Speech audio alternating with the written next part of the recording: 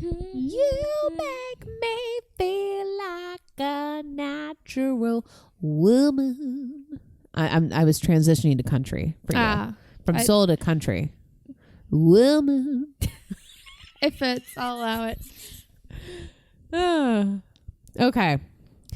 Now, we had a month off. We did. And took that time. You were moving into a house. I had a shit ton of work stuff that was happening. And then taking some time to, rest and hang out. And we got our episodes done. Do you think I would have came up with a cold open? I wonder where this was going. At that time of the month? No, I didn't. It wasn't until after that Aretha video I realized, shit, it's my turn for a cold open, isn't it? It is your turn. And so the trend continues. So here's the first question off the top of my head. Is there a 2022 artist that you were, let's say you heard some of their singles in 2021 and you have your eye on them for 2022? The first one that pops to my head is Social Animals. I've been obsessed with them since the beginning of the pandemic. They have maybe 5 singles on Spotify. Mm-hmm. Something happened and their first couple singles got booted off Spotify, but they're coming back. Nice. But I have high hopes for what they release in 2022. They're supposed to be coming to Richmond in February, or Dedrick, the lead singer, as a solo tour. So I will be there. I don't know where they're playing yet, but he assures me that they will be in Richmond. So there you go. Check out Social Animals. It's like, I tweeted at him the other day and I said, Social Animals is the music you put on when you're driving at night and contemplating life. And he said, yes, that's where I wrote it all. So that makes sense. I love that. I think, shit, I need my phone. Because I have right in front of you. Thank you. Well, I've been known to lose my phone because I need to go to my Spotify. Hold on a sec. Because I literally pinned them for this. You pinned them for the cold open that you didn't prepare. Well, I mean, I pinned them to listen to later, but they were on my mind. I am looking forward to... Okay, there's a French artist I've been listening to. We've talked about this. Yes. Her name is Melody Gardot. Now, she has been around for a while, so I'm late to the game on this. But her music is so good. I would love to see her actually start breaking out, and because right now she's more in Europe. Mm-hmm. I would love to see her actually start branching out in 2022 into America market a little bit more. So that's who I choose. I had an artist in mind and then I forgot it, mainly because I'm halfway through my mimosa. I was very generous with the mimosa pour, and now this is easily the worst intro that we have recorded in 2022, thanks to your champagne pouring skills. Well, we've only had 2, so the bar is very low. We got plenty of other time for me to fuck up another one. Don't worry. I'm Beth Ann. And I'm Leah. And this is She Will Rock You in 2022. Where are they getting a dub in a CBS executive meeting? No. Bitch, don't touch my thermostat. The ghost be like, hold up, before I haunt you, let me turn down the thermostat. Who is this band? We're on page 1, guys. This is She Will Rock You. Once again, there's no new business items to discuss, but please leave us a review. Yes. It would mean a lot. Thank you. Please and thank you. We're going to ask every show, so just get used to it. All right. So we kicked off 2021 with Dolly. Mm-hmm. So I felt it was only appropriate to go back to the country realm. Understandable. And pull out another great. So we're talking about Loretta Lynn. Good choice. I have a Loretta Lynn record in Which there. Which one? Let me go see. Hold on.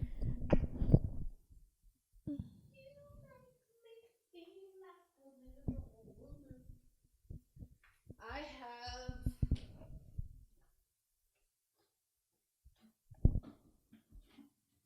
Huh. Nope, this is Amy Lou Harris. Never mind. Anyway, I have several. I don't know if I have any 100% Loretta Lynn albums, but I recently inherited my grandparents' entire record collection from like the late 60s, early 70s. Has several Conway Twitty Loretta Lynn albums on it, which we'll talk about. But that was the inspiration for this episode. And in this episode, I have now re-entered my country music obsession fully blown. So thank you, Loretta, for that. I'm going to state this very early on. similar to your last disclosure, Loretta has over 70 albums. Jeez. So I will not be naming Country them. music gets busy, man. Yes. I will not be naming them all in this presentation. I'm sorry. It ain't happening. All right. So let's talk about Loretta. She was born Loretta Webb on April 14th. We're not sure what year because this was the Depression. They weren't keeping calendars on? They weren't keeping records. She was born at home. They couldn't afford to go to the hospital. Ooh. She later paperwork. Let me Google it. Later paperwork, they think they got it right. But for the longest time, they had no idea. Did she know how old she was? She didn't for the longest time. So it's really suspected she was born April 14th, 1932, which would make her 89. But no one's 100% sure on that date because she was one of, I closed my outline. Shit, where did it go? She was one of, I didn't put the total count. Oh, 8 children total. Okay. She's the oldest daughter, second child. So they weren't really keeping records. She was born in Butcher Holler, Kentucky. That's a great name. Which is actually Hollow, but everyone from Holler. Butcher Holler says Holler, so I'm saying Holler. They were dirt poor. Dad was I almost said a dirt farmer. Good God. A coal miner, not a dirt farmer. They had no money, so she and no one in that family was born in a hospital. Mm-hmm. I think of the 8 children, one of them had to be born in the hospital, but they couldn't afford to stay overnight. So once the baby popped out, they just walked the 5 miles home. This is Depression era coal mining country in Kentucky. She did not ride in an automobile until she was 12. Wow. And she didn't know where babies came from until it happened to her later in life. She did not see what? That comes a big part of her story, so pin that for later. She did not see a toilet with running water until she was 14. Jeez. Because they just had an outhouse.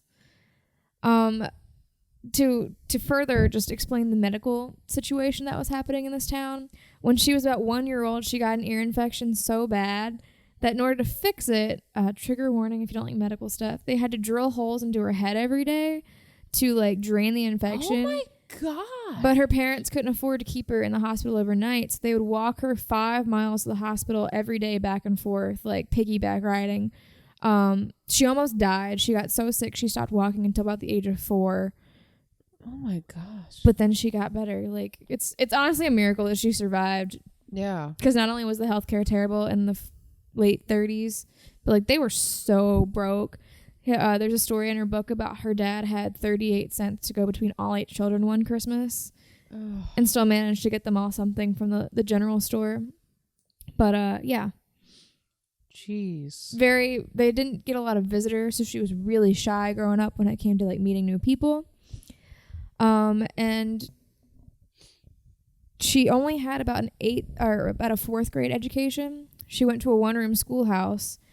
Enjoyed 8th grade so much that she repeated it twice, but 8th grade in that schoolhouse was about 4th grade now. So she has about a 4th grade education. Wow. So when Loretta's 15-ish, January 10th, 1948, she marries Oliver Vanetta Doolittle Lynn. 14? She is 14. So he's better known as Doolittle or Do or Mooney because he used to run moonshine. He lived most of his childhood in Washington State, working around a different mining camp. And his aunts and uncles made moonshine, and he would do the milk deliveries to the mining camp. And they would just fill some of those bottles with moonshine and just hope no one noticed. And because he was so young, no one really questioned him running moonshine. So he got the name Mooney, but she calls him Do in most of her stuff, or Doolittle. So yeah, let's go back to the fact that Loretta's 15. He's about 20. This is how people were getting married back then. When you got 8 kids, you got to kind of marry them off, for lack of a better term, to get them out of your house so you can stop paying to feed them. Mm-hmm. But everyone thought that Loretta was older than she was, and everyone thought that Doolittle was younger than he was. Because look at these children. I brought a book for a visual. We're going to have to put this up. Look how old. She's 14 in that photo, and he's 18. The right-hand side, left-hand side. Jeez. He looks like a baby in his little army uniform. Yeah. And she looks like a full-grown woman. That's wild. So, like, no one really questioned it because he was in the army. He could provide for himself. He had some connections. They And look like she children. looks like an adult. Like, she's gorgeous. Yeah. They left Kentucky really quickly after they got married and moved to the logging community of Custer, Washington. Sorry, it was a logging camp, not a mining camp in Washington. And when they made this move, Loretta was 7 months pregnant with their first of what would ultimately be 6 children. Mm-hmm. She didn't even know how she got pregnant. This was, the sex education in the 30s was very lacking. She just thought that that's what happened when you got married. Like, she didn't even know how she got pregnant. So very quickly, she pops out 4 kids. Because as soon as she would finish nursing one, she'd get pregnant again. Hell. She literally had no idea how this was happening. So they have Betty Sue, then Jack Benny, Ernest Ray, and then Clara Marie, who were all born by the time she turned 20. Oh my God. And she talks in her book about, she finally just went to the doctor and was like, how do I make this stop? And they were like, you know that you can use this birth control, right? And she was like, how does this work? No one's ever told me this in my life. Please make me stop having children. Because she was just a baby. Like, she never even got a chance to do anything until she started having, she moved out of her parents' house to stop taking care of her younger siblings, and then immediately got pregnant and had to take care of 4 babies all at the same time. Right. So this period in her life was not the most fun period. She's living away from home. Her dad dies at some point. Like, it's really sad, but she's also really happy because she has this life with her new husband, and they don't get along all the time, but they do love each other. And so it's like a constant up and down of happiness and heartache, which really shows itself in her songwriting when she starts performing.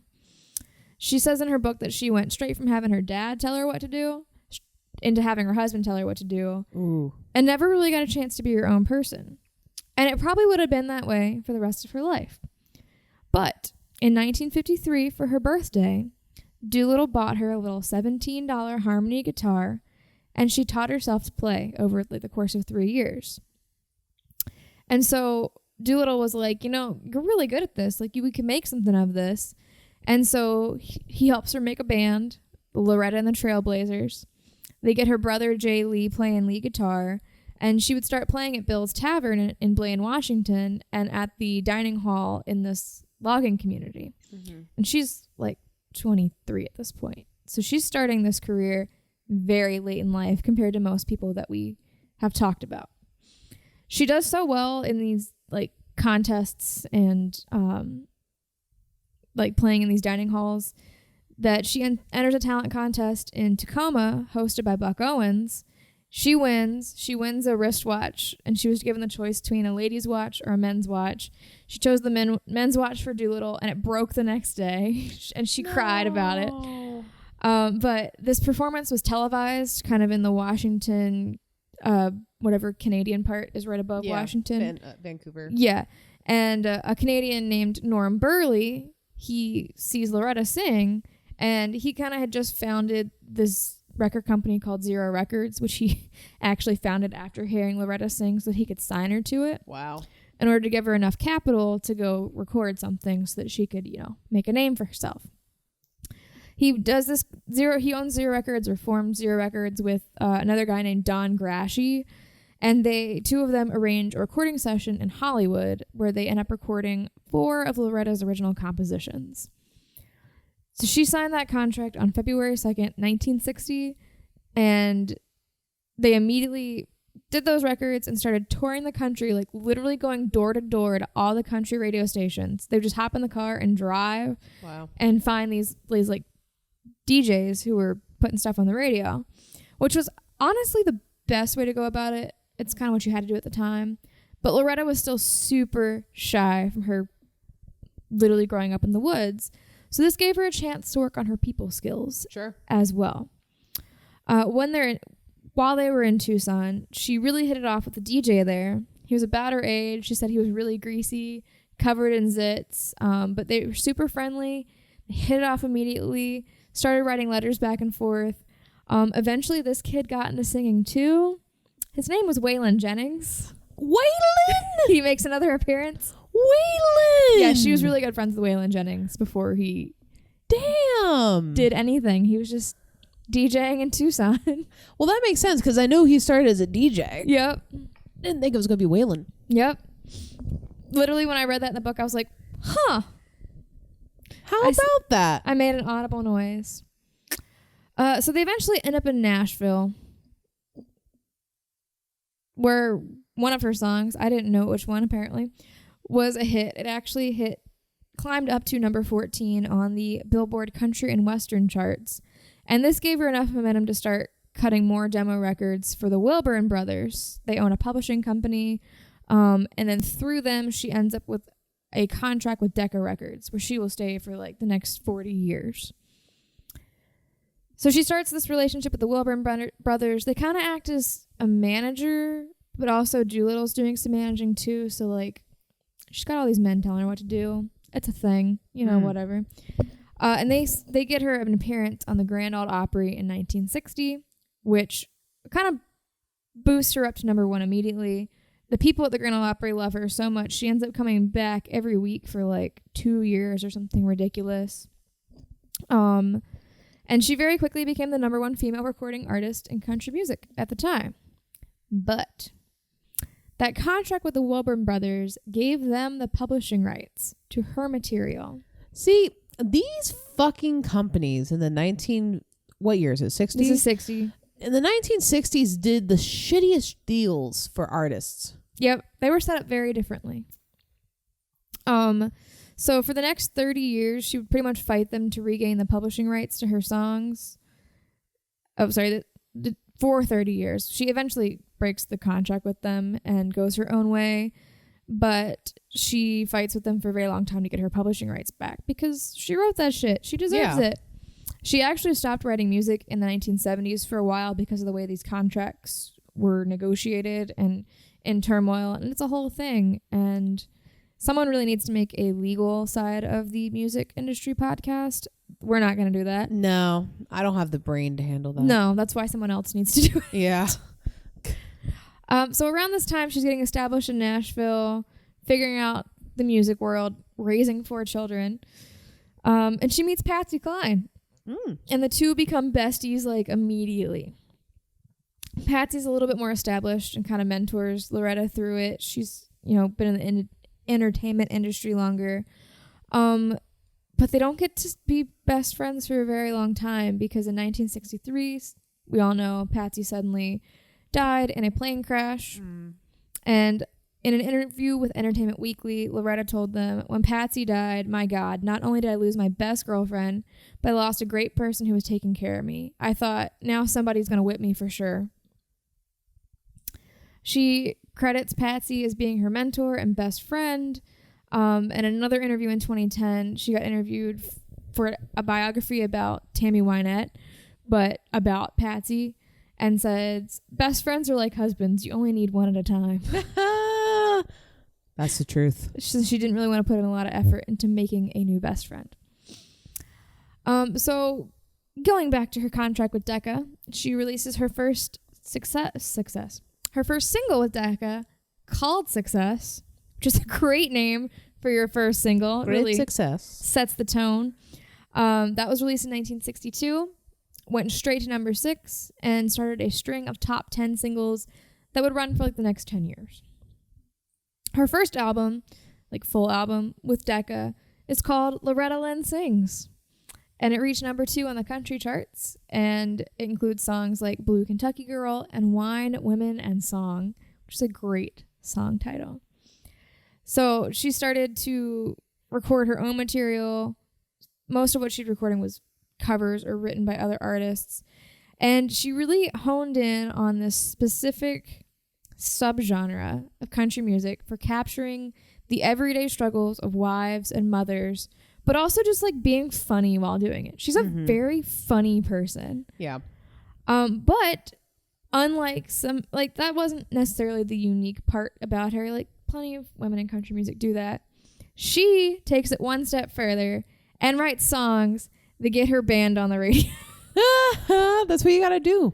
Her very first like self-written song that would go top 10 is her 1966 song Dear Uncle Sam, which is considered one of the first recordings to recount like the human cost of the Vietnam War. While I skipped this bullet for some reason. Oh no, this is still under this bullet. It's her Dear Uncle Sam is singing as the like terrified wife or lover of a draftee who she doesn't want to go to war.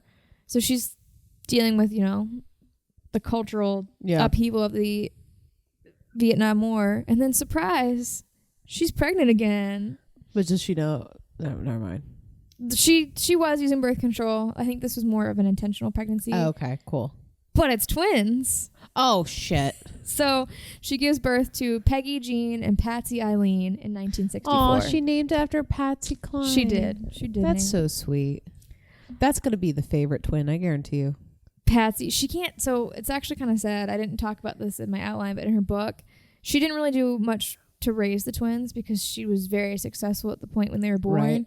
So Doolittle is the one that would stay home with them, and she would come visit. They would just treat her like an aunt that was there to visit. Oh, because he did all the raising, and he could tell them apart. But Loretta always struggled to tell them apart because they're identical twins, and they'd get really mad when she couldn't tell them apart because, as their mother, she quote should be able to tell them apart. Yeah, and she doesn't have the best relationship with the twins for that reason, and she feels really bad about it. But it was either make money for the family because it's their only source of income at this point. Yeah. Doolittle's quit his job to be a stay-at-home dad, basically, which is kind of cool.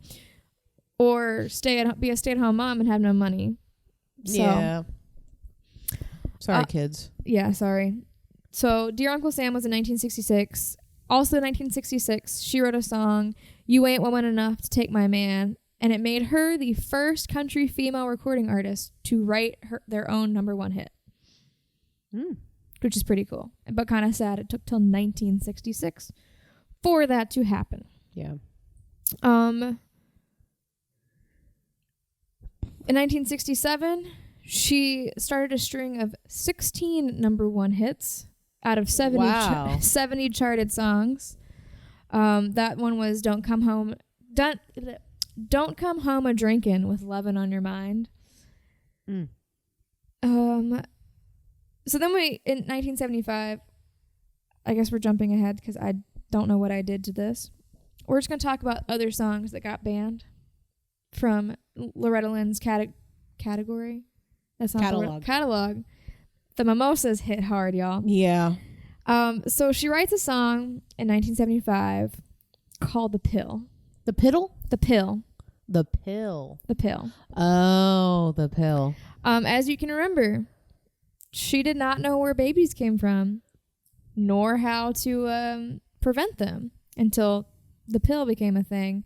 And let me just read you some of the lyrics from this song, because this song pissed conservative America off and got banned from the radio because it has lyrics such as, okay, if you just Google The Pill, you get birth control ads.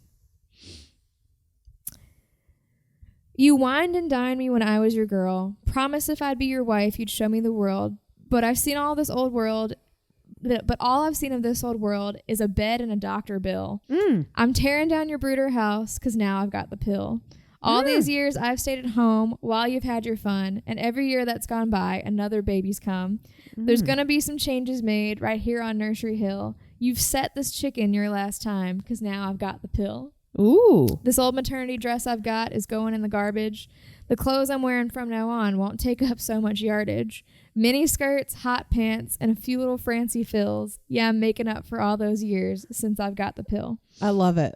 So, as you can imagine, men did not take that well. Oh, I'm so sorry. I feel so bad. Here's what she says about that song in her book. We recorded it and held on to it for 3 years, figuring that people weren't ready to accept it. But when we released it, the people loved it. I mean, the women loved it. But the men who run the radio stations were scared to death. It's like a challenge to the man's way of thinking. See, they'll play a song about making love in a field because that's sexy from a man's point of view. But something that's really important to women, like birth control, they don't want no part of, least always not on the air. Well, my fans played the record and bought so many copies that it forced most of the radio stations to play it. Well played. Well played. Other band songs include One's on the Way, which is about repeated childbirth as well, and Rated X, which is about double standards for men and women. So she was just a big old fuck you to the patriarchy of country music. She ended up getting 9 songs banned over her career, which... That's a triumph. I respect. So in 1970, she releases Coal Miner's Daughter, the album, not the biography, which I think is probably her like magnum opus and what she's most known for. This peaked at number 1 on the Billboard Country Chart in 1970, became her first single on the Billboard Hot 100, not just like the Country Hot 100. Mm-hmm. It reached 83. She wrote this song after she was encouraged by her record producer, Owen Bradley. But when she originally wrote it, this song contained 10 verses. Wow. And they were like, that's too long. You can't release a 10-verse song. To which I have to say, Loretta, the time has come. Taylor has released a 10-minute song. You can do it. Let them release the full version before you can't record music anymore. Me sitting in the background knowing Prog releases 15-minute songs. Yes. This was not 1970, though. That's true. It just wouldn't fit on a record. But well, then just make it one record. The reason that Marty gave her, other than just it's too long, was there was already a song that was that long. It was Marty Robbins' hit El Paso. Oh, yeah. And there couldn't be another El Paso. Oh, sure as fucking hell there can be. A better El Paso. So they made an Austin. Yes. They made her cut verses, which she said she cried the whole time because she didn't want to cut anything. 'Cause, I mean, she wrote the song about her dad. At the time, I think her dad had already passed, and just like growing up in her childhood, and it meant a lot to her, and it was really hard to cut songs. But one of the verses she removed was about killing a pig during the annual hog killing day. So what the fuck? Maybe some of them did not need to be in the full song, but what are they doing these days? She ended up cutting 4 songs from the original version to make the version that we have now. And this is considered probably her most important song that she's ever written. In 2001, the Recording Industry Association of America named it one of the songs of the century. Rolling Stone has ranked it on their list of 100 greatest country songs of all time. Time magazine named it among the 100 all-time songs.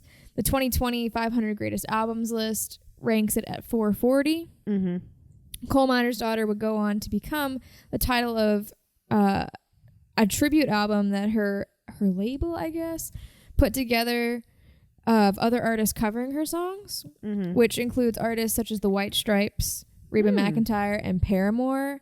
And let me say, Paramore's song on that album slaps. Dude, what song do they cover? I don't remember. I can't look it up right now. That's all right. I'll find it later. I thought I wrote it down, but I didn't. So this album and song would go on to just like inspire the rest of her career. In 1976, she wrote her first of what would be 3 autobiographies titled Coal Miner's Daughter. It's the one that I read for this research. And the following, that doesn't say that. This was followed in 1980 by a biopic of the same name starring Sissy Spacek, which became a critical and commercial success and received 7 nominations at the Academy Awards that year, including Best Picture, and Sissy Spacek won Best Actress for her portrayal of Loretta Lynn. Nice. But going back to the 70s, in 1971, Loretta was the first solo female country artist to perform at the White House. Unfortunately, the president she's performing for was Richard Nixon. Yeah. You take some, you lose some. But that's not her fault. She actually would return there several more times to perform under the administrations of Jimmy Carter, Ronald Reagan, George H.W., and George W. The H.W. and a W. In 1971, she began, I think, the relationship that like put her next level in the country charts. And that's when she started doing duets with Conway Twitty. Which I don't know. I can't explain the chokehold that Conway Twitty and Loretta Lynn had over the population in the 70s. But half the records that I have inherited from my grandparents are Conway Twitty records, and I don't understand. That's hilarious. But the two working together had 5 consecutive #1 hits in 4 years. Wow. Between 1971 and 1975, including After the Fire Is Gone, which actually won them a Grammy Award, Lead Me On, Louisiana Woman, Mississippi Man, As Soon as I Hang Up the Phone, and Feelings. For 4 years in a row, from 1972 to 75, Loretta Lynn and Conway Twitty were named the Vocal Duo of the Year at the CMA Awards. Wow. And like nowadays that doesn't happen because I think they try to spread the wealth a little bit in these award shows. But 4 years in a row. That's crazy. The Academy of Country Music also named them Best Vocal Duet in 71, 74, 75, and 76. And the American Music Awards selected them as the favorite country duo in 1975, 76, and 77. Again, the chokehold that these two had on America. But while this is all going on, she's still cranking out solo albums as well because it's Why the not? 70s. What else are they doing? Yeah. In 1972, Loretta Lynn became the first woman to be nominated and win Entertainer of the Year at the CMA Awards. She also won Female Vocalist of the Year and Duo of the Year that year, which beat out George Jones and Tammy Wynette and Porter Wagoner and Dolly Parton. Ooh. This was also the year that Rated X came out, and, you know, she got more controversial. This is probably more controversial than The Pill. Mm-hmm. It includes lyrics such as, well, if you've been a married woman and things didn't seem to work out, divorce is the key to being loose and free, so you're going to be talked about. Everyone knows that you've loved once. They think you'll love again. You can't have a male friend. When you're a has-been of a woman, you're Rated X. Ooh. Shots were fired. And because of the chokehold that she had on the 70s, at the end of the 70s, she was named Artist of the Decade by the Academy of Country Music. And to this day, she's the only woman to have ever won Artist of the Decade. Really? Which That's is crazy. shocking to me. Yeah, you think like Dolly would have some kind of role in that. I feel like after researching them both, Dolly was big at the time, but she's much bigger in hindsight. Like we're much more obsessed with Dolly now than they were then, where Loretta was much hotter at the time. Everyone was very into Loretta, and Dolly was kind of on the back burner. Yeah. But now the roles have switched. But they're really good friends, the two of them. Right. So in the 80s, country music changed a little bit, moved more away from, you know, banjos and twangy to more of they started playing with mainstream pop a little bit. And because of this, Loretta Lynn's no longer dominating the country charts. She's still popular and she was still successful, but she has to start like branching out what she's doing to kind of stay on top of things. So she starts to make guest appearances on TV shows such as The Dukes of Hazzard, Fantasy Island, and The Muppet Show. Oh boy. I did not have time to watch her episode of The Muppet Show, but I'm going to go find it later and watch it. But everything kind of comes crashing to a stop because right around this time, somewhere in the early 80s, I did not write the year. That's my bad. Her 34-year-old son, Jack Benny Lynn, drowned after trying to wade across a river on horseback. She was so torn apart by this tragedy. She actually got hospitalized for exhaustion right after because she wouldn't eat, she wouldn't drink, she wouldn't do anything, and she just passed out. Yeah. In 1987, she would duet or lend her voice to a song on Katie Lang's album Shadowland, which also has other country stars on it. In 1988, her album Who Was That Stranger would be her last solo album for a major record company as a solo artist. But don't worry, she's got more stuff planned. She got 70 albums. Yeah, she's still making them. In 1988, she was inducted to the Country Music Hall of Fame. And she, soon after that, had to scale back what she was doing because Doolittle got really sick. She had to kind of be there with him. He had some heart troubles and diabetes. But since she had to pull back on her solo career, she did find some time to work with Dolly Parton and Tammy Wynette on the 1993 album Honky Tonk Angels, which I love that name. The three of them. Yeah, it's like the perfect name for the three of them. And in 1995, she kind of had her own TV show. It was like a very much a limited series thing called Loretta Lynn and Friends. And she would play a handful of tour dates, but those kind of got stopped because in 1996, when they had been married for 48 years, unfortunately, Doolittle did pass from complications from his diabetes. Oh, that's sad. In 2000, she released her first album in several years, because this is like a 10-year hiatus, 12-year hiatus, called Still Country. And she, on this album, included a song called I Can't Hear the Music, which is a tribute to Doolittle, which is really sad. That is sad. In 2002, she published her second autobiography, Still Woman Enough, and it became a New York Times bestseller, peaking in the top 10. And in 2004, she published a cookbook, which I just need to buy this. Like, I need it in my life. It's called You're Cooking It Country. You're Cooking It Country? I love it. In 2004, perhaps the most random thing I'm going to mention happens. She releases her album, Van Lear Rose, which this is around the time that I was very into country music. So I'm familiar with this album, but this is going to blow your mind. Are you ready for this? She did this album in collaboration and produced by Jack White. No way. Yes. That's so cool. This album slaps. I don't know why, but for some reason it was taken off Spotify in March. That sucks. There's very many Reddit threads about people mad that it was taken off, but no one has an answer as to why. They think it's something to do with Jack's label. Probably. Because all of Loretta's stuff is still up on Spotify, but someone did upload a full version to YouTube, so go listen to that.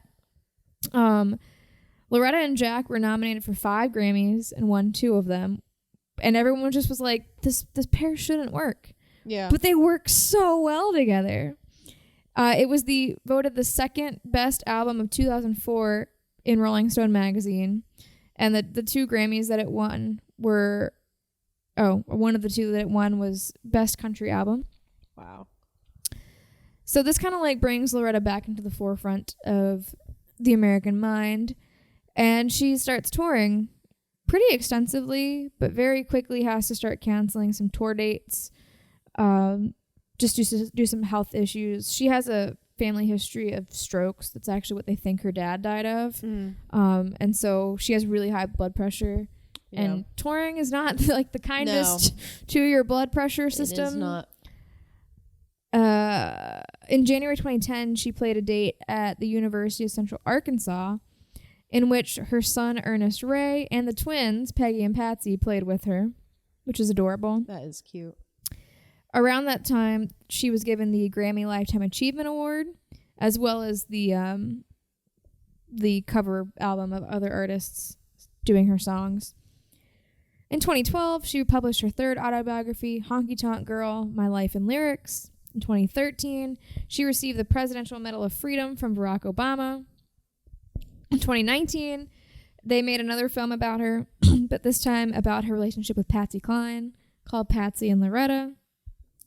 On May 4th, 2017, she actually suffered a stroke at her home in Nashville. She has since made a full recovery. And on March 19th, 2021, Loretta Lynn released her 50th studio album, Still Woman Enough. This doesn't include her like collab projects. She's still going. She's still going. She's 89. Should have been 88, I guess, when that was released, but her 50th studio album. Good for her. Loretta Lynn, she's received pretty much every award that you could win as a country music artist. She's been inducted into the Nashville Songwriters Hall of Fame, the Country Music Hall of Fame, the Songwriters Hall of Fame, and was honored at the 2010 Country Music Awards with a Lifetime Achievement. She's recorded, like I said, 70 albums, including 54 studio albums, 15 compilation albums, and the 1 tribute album. That is the legacy of the wonderful Loretta Lynn. I think she should be a saint as well. What's her title? Something to do with fucking the patriarchy. But you can't put that in her title. So Loretta Lynn. The Challenger? I like that. The Challenger. That's it. because she Loretta Lynn, the challenged challenger. country music standards. Also, in this process of researching this, I have fully awakened my country music phase, but I realized that I just don't like country music made by men. It's much better when done by women. That makes sense. Well, as we learned with Aretha, it's like, it's all about tone. It's all about how the lyrics are perceived. Nowadays, and I specifically blame Florida Georgia Line for this, every male song is literally about a truck or beer. That is the two subjects, truck or beer. Sometimes it's about trucks and beer. True. Occasionally it's about a sunset. But female country music is just so much more deep. We got songs about birth control. Isn't that something? Yeah. So that's awesome. That is a good story.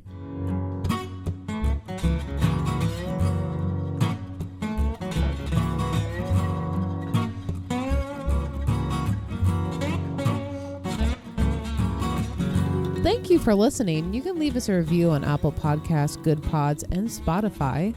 A special thanks to Deathathon for our intro riff. You can visit our website at shewillrockyou.com. You can find our socials, our show notes, our contact us, and our merch. Other than that, don't do drugs. Don't do drugs.